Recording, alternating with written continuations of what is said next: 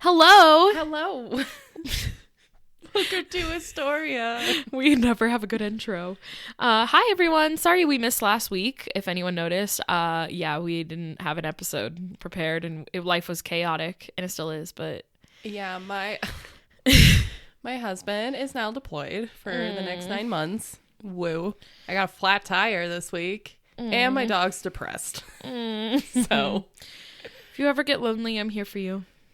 Yeah, I went shopping with my sister and my mom today. Nice. We are terrible shopping together because we just encourage each other. You're like, yeah, get that. Literally, it's so bad. I walk out with like $100 spent on something that I didn't need. Except today, I did need shampoo because I bought 2 conditioners, like big ass ones from Marshall's. Yeah. And I was like, shit. So now I went back and got a shampoo. I was like, what the hell am I going to do with 2 big bottles of conditioner? I don't even try to use that much. I love that. Yeah, I've been working 3 jobs, so that's pretty much been my life over here. You're wild. Yeah, but it's like, I'm working like 40 hours a week, so it's not like it's like a lot, but it's every day. Yeah. If that makes sense. I haven't had like a full day off. Tomorrow I do, but... It's just been like, I have at least 1 job each day. Yeah. So I'm really tired. But you know what? We're recording late tonight. So let's see how we do.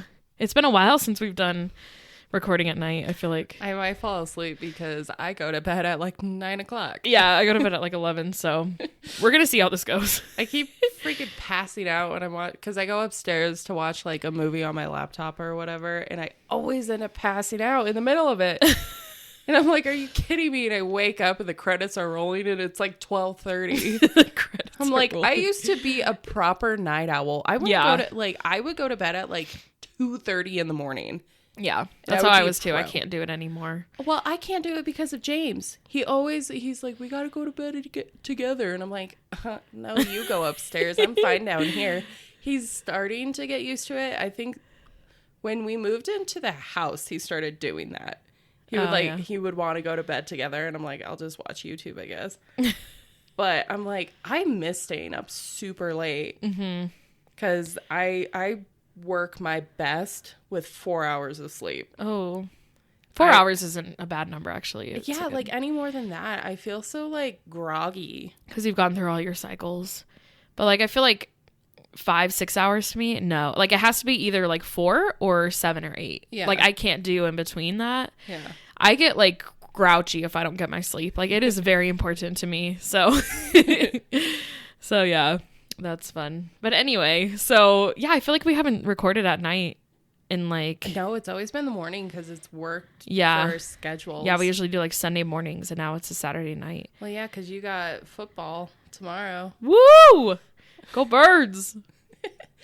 Honestly, I'm rooting for the Eagles because all of those stupid calls against the Bengals between the Bengals and Kansas City, I was like, nah. Yeah. I got to wear my Eagles shirt to work today, and my manager is a Chiefs fan. Oh no. So I sent her a picture because she wasn't in the office. I was like, look at me, and she like sent me a gift that was like the Chiefs winning or something. I was like, you wish. So we'll see what happens. But anyway, this episode's coming out the day of the Super Bowl. If I can edit it fast enough, I think I can do it. So yeah. Or the day after. It'll be one of those days. I'm just there for the food. Me too, honestly. Chicken wings. Yeah. Basil's going to like a whole like Eagles bar, and they're like going crazy. And I'm like, I'm just hanging out with my fam. Oh, so you're not even going with him to watch it? No. Oh, God. God, there's going to be too much tension and stress. Oh, he might throw. Yeah. He like rips his shirts sometimes when he's mad. Oh my God. He like turns into Hulk. I just remember last year when the Bengals went, and he was so disappointed that James wasn't that invested. He still talks about that every time. He's like, I cannot believe last Super Bowl James said he was a fan or something. Well, because I told him that James was a fan, because I didn't know to be a fan you had to be like a fan. A diehard. Like, I thought it was just like a term you could say. Yeah. And apparently it's not. No. Because he's like, that is not a fan. He didn't even have a Bengal shirt. I was like, okay, relax. For him, it's motocross. Like, yeah, anything talks motocross. Like, he was awake at 2:30 in the morning over where he is to watch. He has all these cords hooked up from his laptop to the TV and put like a VPN so he can get English channels. Oh my God. Because they're all Polish. Oh, wow. So he spent so long, and then he had to get the logins for Peacock to watch the race. Oh my God. See, this is dedication for him to watch motocross. Yeah. Damn. So I think him and a few of the boys that are over there are going to try and watch the game, but I was like, good luck. It's going to be 4:00 here, so probably like 2 or 3 a.m. there. Oh my God. Yeah, because they're about an 8-hour difference from us. Oh, yeah. Then they'd have to stay up till like 6. Well, it starts at like 4, so I think that's midnight their time. Okay. If I'm doing math right. But 10, 11, 12. Yeah. Okay. So he might be up and watching it, but I guess there's like a family with a baby next door, and all the buildings are super old. Yeah. So the walls are very thin, so the baby cries. And he's God. like, I can't sleep. I'm like, you got the next 9 months of that. It's like he's a parent. But he never sees the child. No. But it's a beautiful town where they're at. Like, it has that old architecture, which is gorgeous. That's awesome. Gotta love old architecture. Yeah, that's really cool. And about architecture, the person I am talking about today is on. No, he's on it. On what? Architecture. He's like on buildings. It? Yeah. He's on buildings? Yeah. On them? Like, as. Or he makes them? No, he's on them. Okay, just tell me who you're talking about, because I'm confused. You're about to say what you were gonna talk about, but then we had to go wrangle a bunch of dogs. It's been crazy. Yeah, Jamie brought over her dogs, so it's been a while. It has. They don't know what to do. Yeah, they're a little confused. So we have one with us. So if you hear panting at all, that's why. Lava. Anyway, Jamie, what are you talking about? Okay, so this week, I know that we wanted this month to be a spread the love type of thing. Normally we don't do that, but we decided this month to kind of do. Let's add some love stories in there. A little bit of love. I'm doing Eros and Cupid. Cupid. Okay, fun. Yes. Okay, now I get the building thing. Yes, they are on a lot of buildings in Greece. Yeah. Okay, cool. Especially chapels. Sweet. Mm-hmm. Let's jump right in. Yes. So Eros and Cupid are technically two different people, but they're the same person, if that makes any sense. Because if you know anything about Greece and Roman mythology, the Romans just hijacked Greek mythology and made it their own. Yeah. There's a whole thing with the Aeneid, whatever. All the planets are Roman gods. Mm-hmm. Da-da-da-da-da. Right. So, but we mostly know Cupid, which doesn't make any sense because Eros is a hell of a lot older than Cupid is. Okay. It is what it is. Yeah, everyone just talks about Cupid. Exactly. That's what we know of. But I'm not talking about Valentine's Day today. I'm just talking about these two gods. I'm not really going to be talking about Cupid too much just because it is technically the same person. Okay. With a different name. So I'm just going to mostly call him Eros. Okay. Because that is pretty much the actual Greek god. Got it. Or god. So before we get started, I want to discuss where I got this week's information. So I got a little bit from my World Mythology book by Arthur Cotterell and Rachel Storm. I also got information from worldhistory.org and greekmythology.com.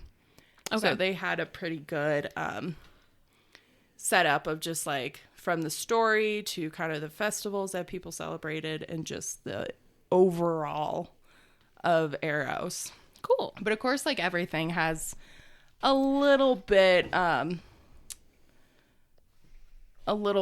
like different stories and adaptations depending on wherever you get your information.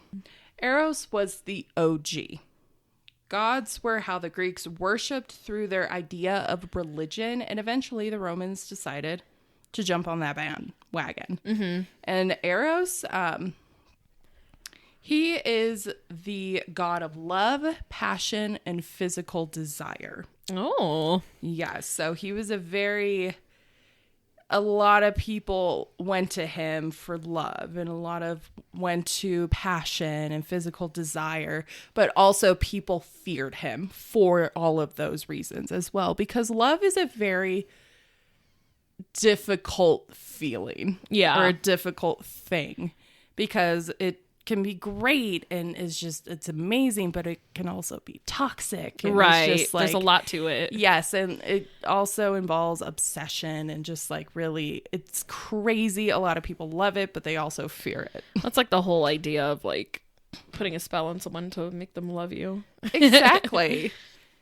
So Eros and Cupid, their stories are the same, but Eros, though, his are pretty much where it comes from. I know the Cupid ones kind of shift differently, but not too much.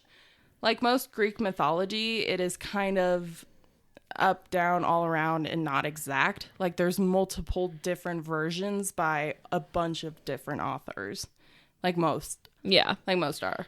So the first idea of Eros was brought up in Hesiod's Theogony alongside the primeval gods Chaos and Gaia. So Chaos and Gaia are like OG, like creators of the world and of the gods and stuff. And so the first story was Eros was a part of them. The love part, the emotional part of just humankind and the gods and stuff, he was a part of that. Wow. Yeah, so he was old. It was believed that Eros was a part of creation, and that overall purpose was bringing love into the world. So that was the first idea of the birth story of Eros. There is also another idea of Eros creation, and it was brought up in the Orphic cosmologies. This idea was a religion that believed humans had a dualist nature. So Eros comes into play as he was created by Cronus, the Titan, and he created him in like an egg form and put into the womb of the Titan Chaos. Of course. Yeah, this whole idea of like this Orphic cosmologies are really big into eggs for some odd reason. The next birth of Eros was from a playwright named Aristophanes that had the idea that Eros was hatched, also by an egg, but a silver egg by the goddess Nyx and the god Aether. So these are two, I'm not really familiar with these two gods, but they pretty much follow like the same idea for this next one. So the most common or well known is that Eros was born from the goddess Aphrodite and the god Ares. Aphrodite is much like how Eros is. She is like the goddess of love and passion and beauty, grace, whatever. And then you had Ares, which is the god of war. And oh wow, that really sums it up. Yeah, so like when you think of Eros too, like he has that love and passion and desire, but he's also very mischievous, like his father. So it's like that one we mostly consider him to be of the son of Aphrodite and the son of Ares, which that is pretty impressive.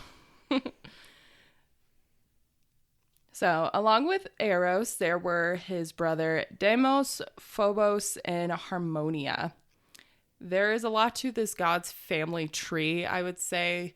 His brothers come back at some point in the mythology of Eros, especially in the I'll talk about it briefly later, of just like the portrayal of him in Cupid, and then like the trio that you always see. Okay. Mostly of like the little babies, yeah. Yeah.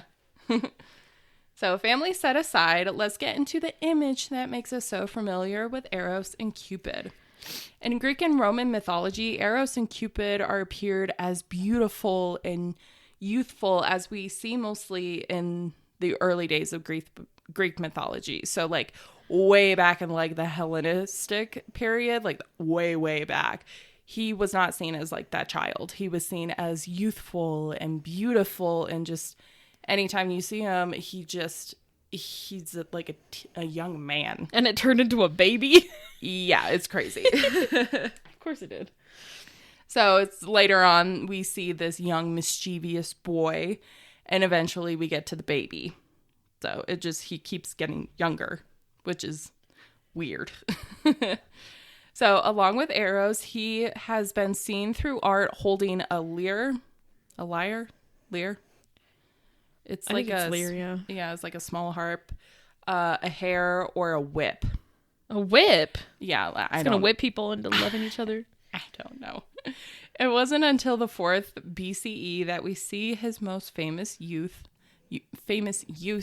of symbolism, and this is his bow and his quiver full of arrows. Eros. Yes.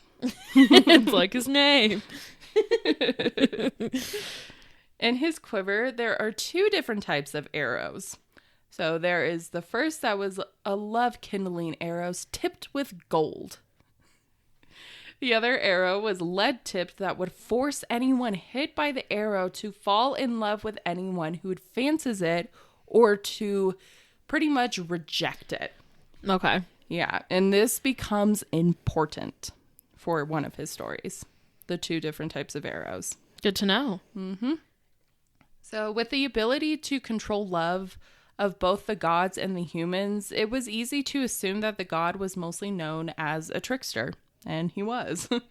Even though he did perform these acts for people to find their love and to rekindle romance, he also did it as cruel jokes. Even though Eros would strike anyone, and not always in a good way, the Greek people cared a lot about him. So he would pretty much, like, because it's physical desire, god of physical desire, he could shoot one that would pine after another, and the other person just wouldn't feel it. And it happens. Toxic. Yeah. And sometimes it becomes obsessive. Yeah. Creepy, stalkerish. So his cult worship would be done in Thespe, Athens, Megara, Philadelphia, Electra, Velia, and Parium. So he would have pretty much like some sort of what is it called?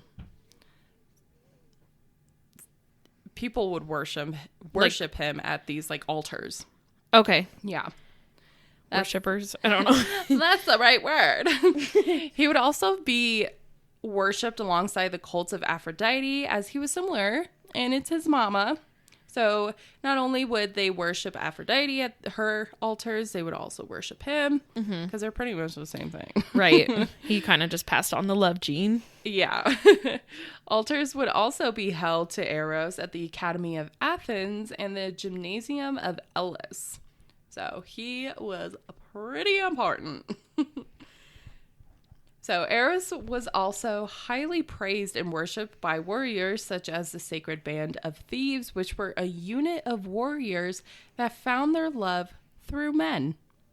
So men, these male warriors, would find their love through men, and they worshipped Eros for it. Okay. So Greece was a big advocate for homosexual relationships. Of course. Good for them. Yes. We love it. Love it.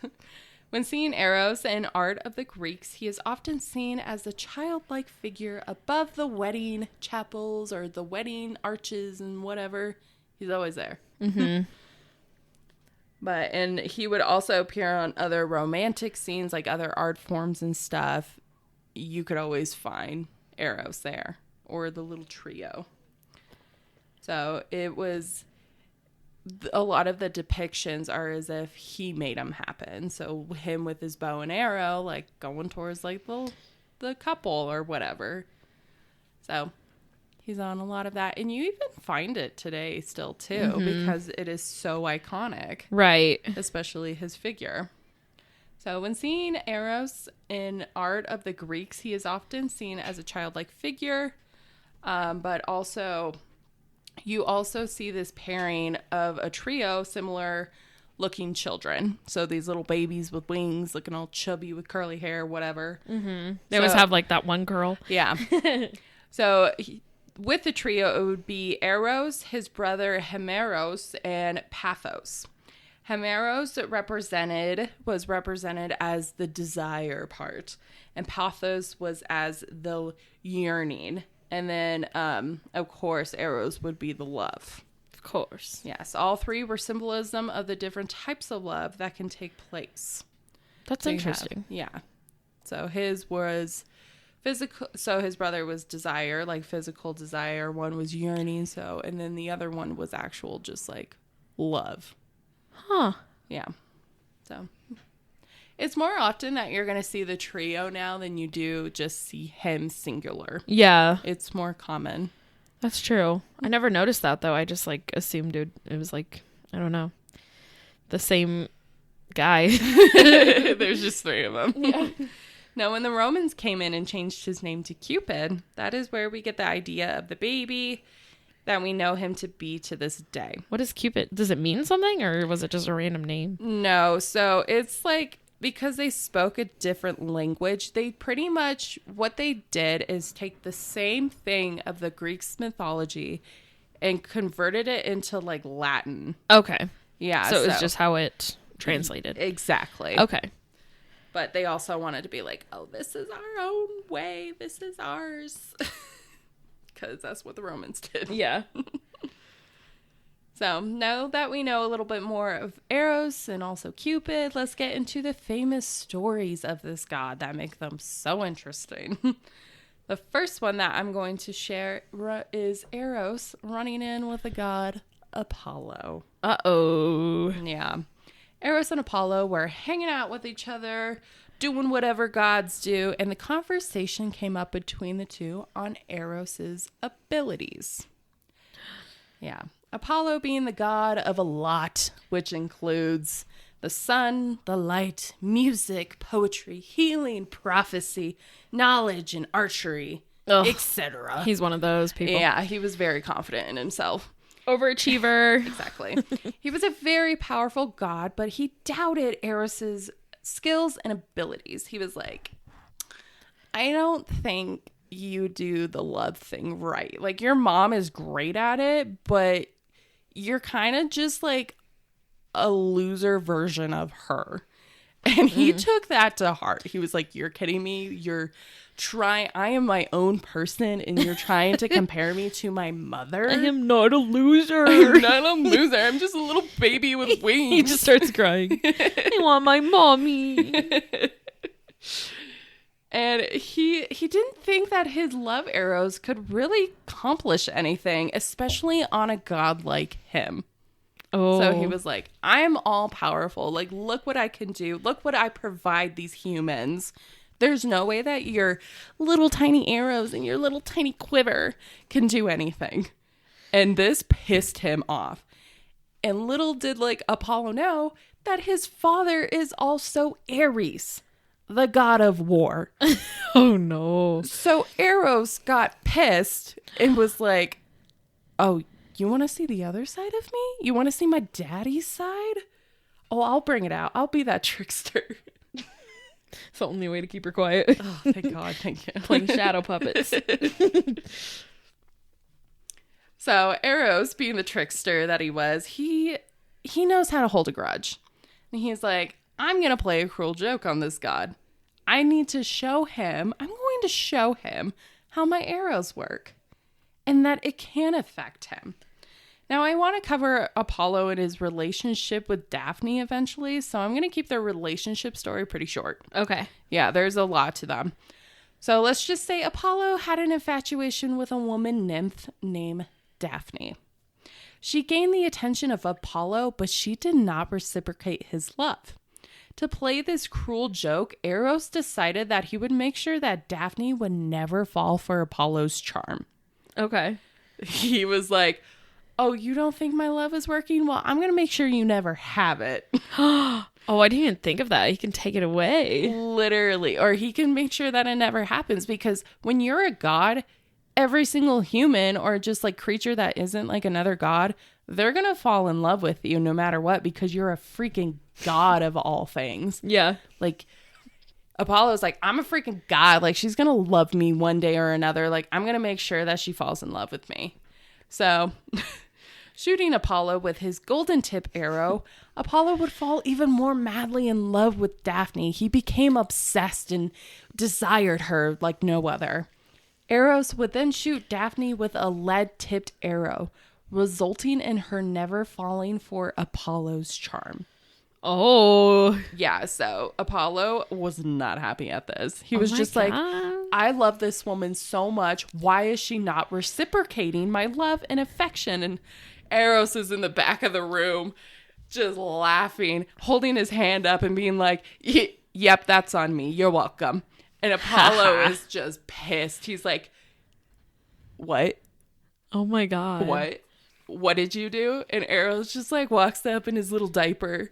It's just like, yeah, that was me. What are you going to do about it? Nothing, because you're not going to have any love. I hope you're happy. God. And of course, this like pissed Apollo off, but he was just sad at this point. And he had to figure out a way that he could be with Daphne because he was so in love with her, because Eros put the arrow in him to be even more obsessed with her. So he's doing like opposite things to both of them. Yeah. He's like, your love meter goes up, yours goes down. Yep. And so it's just that infatuation. And it gets crazy. Like, their story gets crazy. So that would be a fun one to get into eventually. That's wild. Yeah.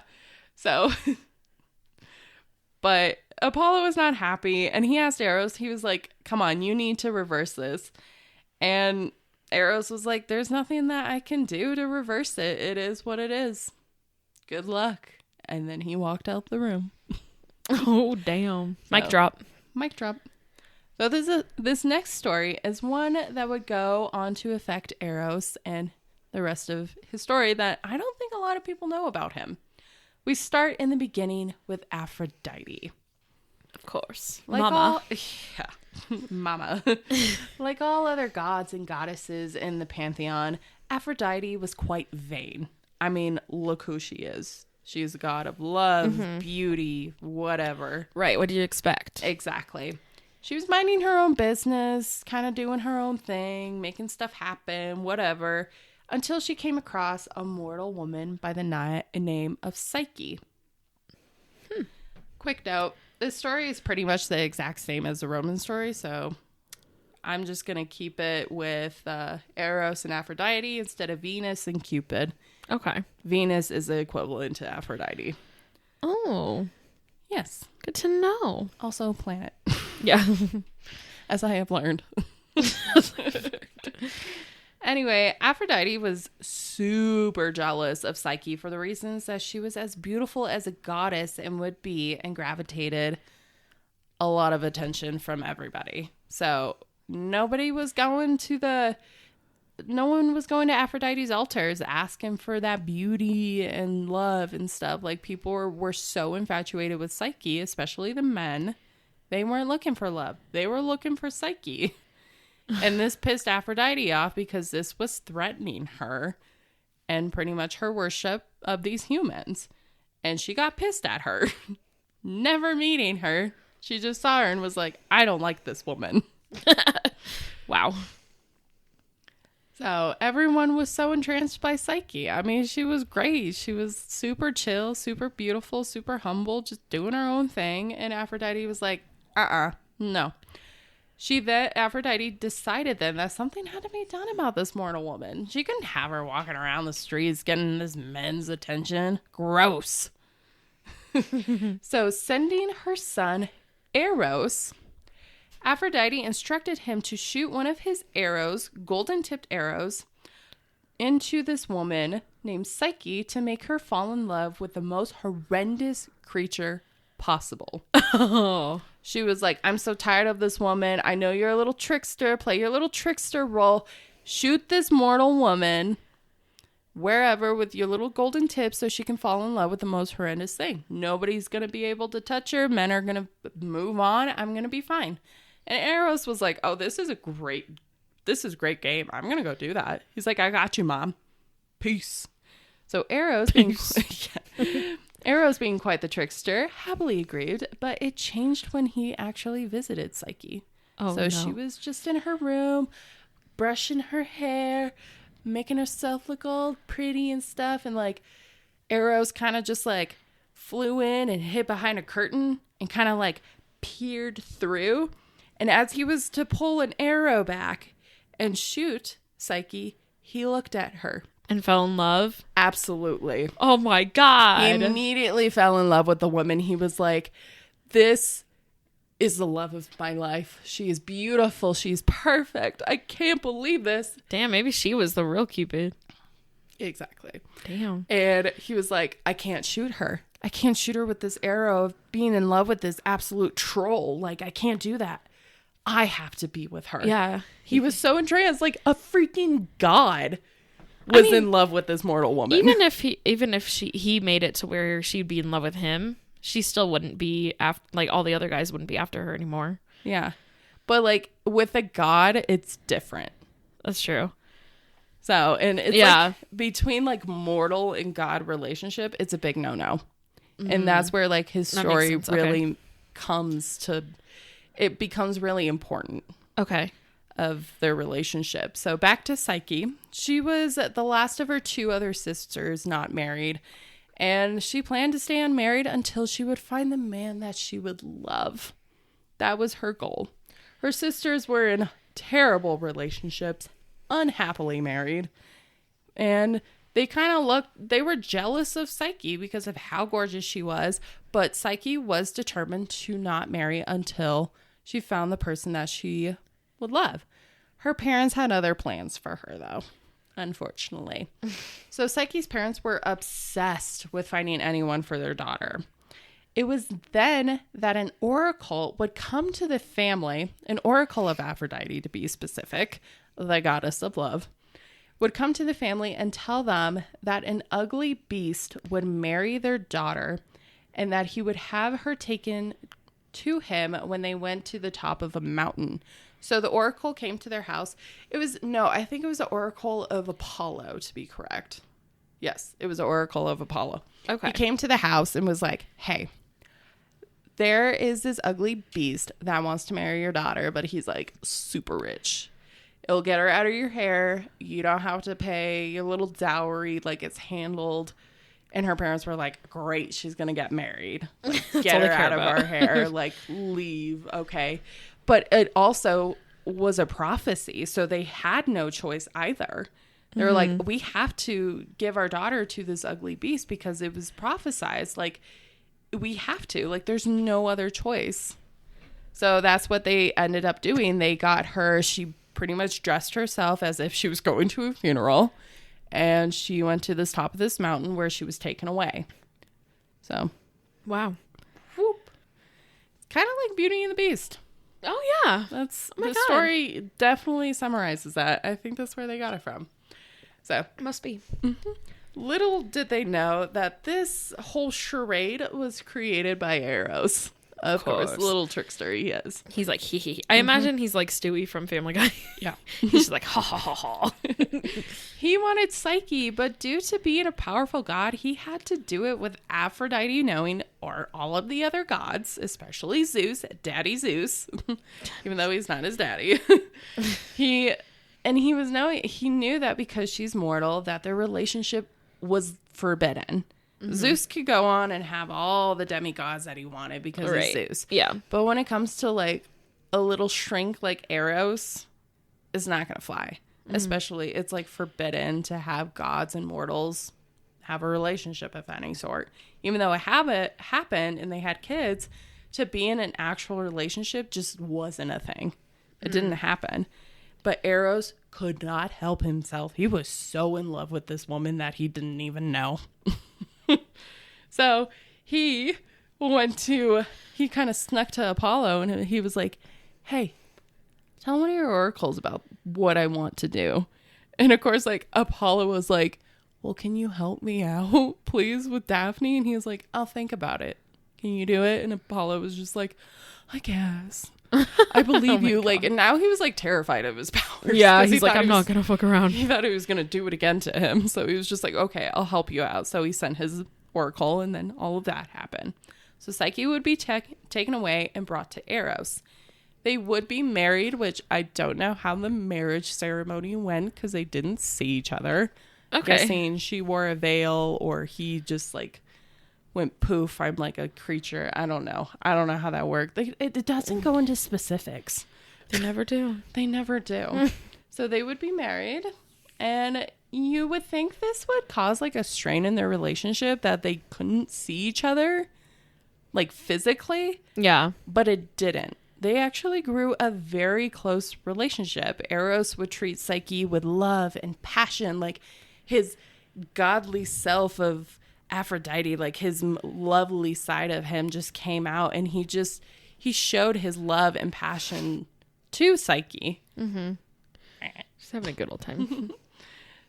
So they had a great marriage for like the beginning, because they would talk, like he would come super late at night to where she wouldn't be able to see him. It would be like super dark, whatever. And this is where they would talk and have conversations, get to know each other, be in love, But she was also sad because she thought she was married to an ugly creature, an ugly beast, and that's why she couldn't see him. Mm. And so she was kind of like sad that she didn't get to see him, like that part of their relationship, like that physical attraction wasn't becoming like a thing. And so she went to her sisters to talk about it. And of course, her sisters are freaking jealous meanies. So Psyche would go on about praising her marriage and how great it was to her sisters. And of course, her sisters being in a very unhappily relationship, they decided to really mess around with Psyche to make her doubt herself. So pretty much they told her, because they were jealous of her relationship, they convinced Psyche that she should shine a light on her husband when they are alone, like super dark at night, so she could finally see him. So they were super jealous, and they wanted to put a strain in her relationship with him. So they're like, oh, if you really want to see him, just like hold a candle up to him, and then you can finally see him and it will work out. Like, it sounded good at the time, but they really just wanted to put a pin in her relationship. Yeah. And pop it. So Psyche was convinced. She was like, okay. So, but they also convinced her that he was going to murder her. Okay. Because he's a beast. Yeah. And so she was like, oh, I got to kill him first before he kills me. Because they kept putting in her head, like, he's a terrible beast. Like, he's just playing games. He is going to murder you. Yeah. Because he's a monster. And she's like, well, I can't have him kill me first. Like, I deserve to live too. So she was like, I got to put an end to this eventually. So that's because of her sisters. So she would, later that night, with an oil lamp and a knife, Psyche would enter the room, shining a light on her husband and ready to strike. And this did not go well. Instead of a hideous monster, it was the beautiful love god Eros. She's like, holy shit. What? A plot twist. What is going on? And Eros was so pissed. Surprised, she accidentally splashed Eros with the oil from the lamp. Oh my god. And this fueled him with anger. Not only he felt betrayed by his wife, that she dare not listen to him after he told her not to see him. And it was an accident. Yeah, because now that she saw that, oh, she's married to a god, like, he thought that, oh, she's going to just tell everybody. Yeah. The gods are going to find out. Like, it's going to be bad, because he pretty much was just showing up super late at night when no one was seeing. And now she's shining a light. And he's just like, you ruined our relationship. Like, I betrayed. Oh, my God. So Eros would end their relationship right there, claiming that they would not be reunited again. He would then fly up, making this breakup absolutely destroy Psyche. She was so in love with him, and knowing that he was not some monster about to kill her, but just a love god fallen in love. Yeah. Like, he got his dues. Like, if he was making other people fall in love, crazy, causing chaos within the love realm. And then he finally found it. And of course, it was with a mortal woman, which was forbidden. Right. So he was just That's the tea. Yeah, so he felt super betrayed. And now that she was so infatuated with Eros, she was like, I love him so much. Like, I can't let him go. And it probably was also the god complex of just like, it's a god. It's a god, yeah. But she needed to find him. Like, she was becoming obsessive to the point where she was like, I have to find him. Because she's like, he's my husband. Right. So leaving her home, she would go to search for the god of love.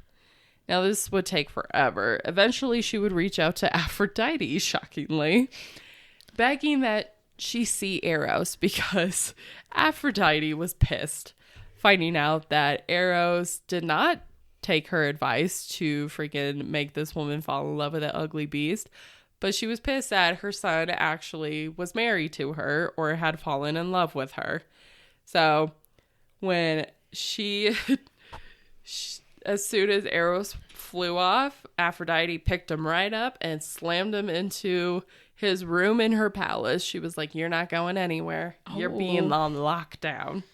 Oh, no. Yeah, so Psyche would show up knowing that, I guess, somehow found out that Aphrodite had Eros. So she begged that if she could see him. She was like, please, Aphrodite, I love your son so much. I must see him. I must apologize for what I did. Aphrodite, she was pissed. She was like, okay, I have a little trial for you. So Aphrodite said to Psyche, in order for you to prove your love to Eros, there are 3 tasks that are nearly impossible that you need to complete. I don't know what the first 2 are, but she completed them. Damn. Yeah, so the final task for her to prove her love to Eros was to go to Hades in the underworld and get Aphrodite the elixir of beauty. Oh. Yes. So this was a trick, of course. So in the box, instead of the elixir beauty that Aphrodite warned Psyche not to open, there was the god of sleep and dream, Morpheus. So she hit up Morpheus and was like, hey, yo, can you like chill in this box for a little bit? Because I know this lady that my son loves is going to go down there, try and get something. And I want you to get her out of my business. And Morpheus was like, okay, fine. He's like, can I just go to bed now? Literally. Give me some cushions in that box and I'll be good. If I was a god, I'd be him. So, of course, Psyche would go down to the underworld and get the box from Hades. So I don't know how she got the box, but she got the box. So curious like anyone would be, she decided to open the box. There was Morpheus right there, and he would put Psyche to sleep. So she like dropped the box and like passed out. And so she was just in the underworld at this point now. Yeah. And of course, Eros would come to find out that's what Psyche did for him, and all of the 3 tasks that she did for Aphrodite to profess her love for him. And he was like, oh my God, that's the sweetest thing anyone has ever done for me. This woman, this powerful woman did this strong woman. And so he was like, how could my mother do this cruel joke? So he was like, I gotta find a way to get out of here and go to Zeus to get some help, because my mom's not gonna help me.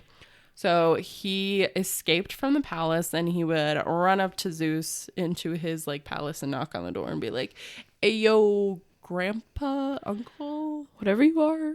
I don't know. Whatever you are. Can you please help me? And Zeus was like, what's going on? And he would tell him about how he fell in love with this mortal woman, Psyche. And he would go on to tell her about what Psyche did for him to prove her love for him and all the tasks that he did that his mother instructed. But it was all just a cruel joke. And Zeus was like, fuck Aphrodite. How dare she play in these little metal games, which that is my duty. And I guess like he had just an attachment to Eros as well for just being the love god and knowing that probably he could do something to Zeus if he really wanted to. Right. So he was just like, okay, I'm going to do one thing better for you. So you're a pretty decent guy. You're doing pretty good. So I will not only bring Psyche back from the underworld and wake her up, but I will also make her immortal. Oh. Yeah, that was like the one good thing Zeus ever did. Oh my God, I didn't know he had a kind bone in him. And Eros was like, thank you so much. I appreciate it. I won't shoot you with my arrow. So Zeus would bring Psyche back, make her immortal, and the two would be back together forever. Oh my God, so there's like a love story in his story. Yes. Wow, that's iconic. Yes, it's totally fitting. So Cupid and Eros have been looked upon as gods that we see when we think of love in the course of Valentine's Day. But if you ever go to Greece, you might just see this lovebird hanging around, and you might find your love of your life as well. Aww. Happy Valentine's Day, everyone. Happy Valentine's Day. Enjoy your Eros and Cupid. Yes. And hopefully, but don't fall for any traps. Literally, he is a big trickster. So don't take it too serious. Right. So that is my Valentine's Day episode. Fun. Wow, I can't talk. I'm always here for a mythology episode. Yeah, we haven't done one in a while, especially a Greek mythology. Yeah. So I decided, this is romantic and lovey. Yeah, that was a good one. Mm-hmm. So, yay, happy Valentine's Day. Woohoo! Where can you find us? You can find us on Facebook, Instagram, TikTok, and YouTube at Historia the Podcast to show us some love. Sorry. Or you can email us at historiathepodcast@gmail.com. Ooh. All right. We will talk to you next week. We have another love story coming up shortly. Oh. This one takes a turn. Many turns, to be exact. It is the love month and the toxic month. Yes. We're going to mix them both. It's going to be great. I love it. All right. We'll talk to you then. Bye. Bye.